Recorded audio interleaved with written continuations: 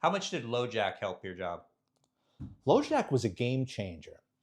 So Lojack, when that first started, every NYPD precinct got this tracking device, and you were like you were like chasing submarine, you were like a submarine commander, and a code would flash. So you're driving around, boom, this crazy code would flash.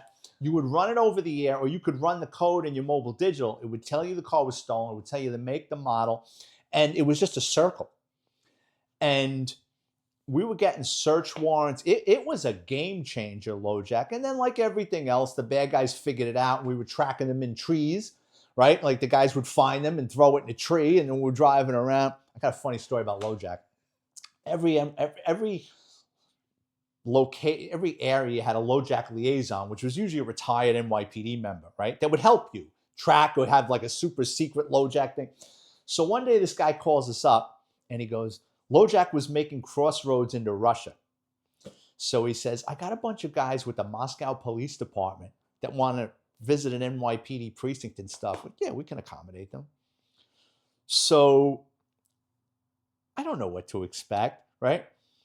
The Lojack liaison shows up with like 5 or 6 of the roughest looking guys I've ever seen. They look like bouncers at a club. They did not look like cops. Like middle-aged guys with big hands. They all smoked. Like, wouldn't want to fuck with these guys, right?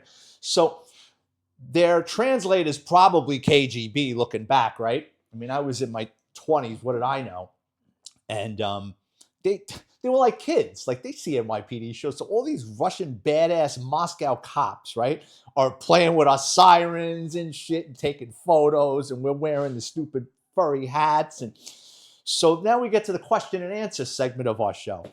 And the translator, one guy goes, and the translator goes, how do you get confession out of like, no, we have things like the Miranda law. Like you can't just go around tuning people up to get, and they're like just looking at us, right? Like pussies, right? Another question they asked is, well, what kind of gun do you find effective to stop car? Like we don't shoot into cars. No. Unless someone's hanging out the window shooting at us, we don't shoot at cars. And they're like, right?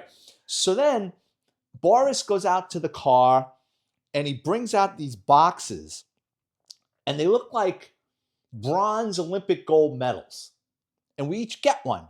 And it says something in Russian commemorating the 60th anniversary of the Moscow Police Department. Now, for all I know, it can say, kiss my ass, capitalist pig, but it was nice. And they gave us these things, right? Typical NYPD fashion, the person that sent us there doesn't give us anything to give to these guys, right? So I felt bad. So I go, hold on a second. So I go up to the locker room. I grab a plastic garbage bag. This is so trashy. And I find hats laying around that broken nightsticks, old holsters and shit. Just crap laying around the locker room, right? I come downstairs with this bag, and these guys are fighting over this shit. Like the bag tears open, and the guy I worked with goes, these fucking guys, they're fighting. I go, you better keep your mouth shut. We'll get our asses. I had to make a second run up there. Like they were like kids in a candy store with this stuff. That was a nice touch, though, from you. That was my experience with the Moscow. They were nice guys. I didn't understand a word they were saying. I wouldn't, but they were rough looking dudes, man. Yeah.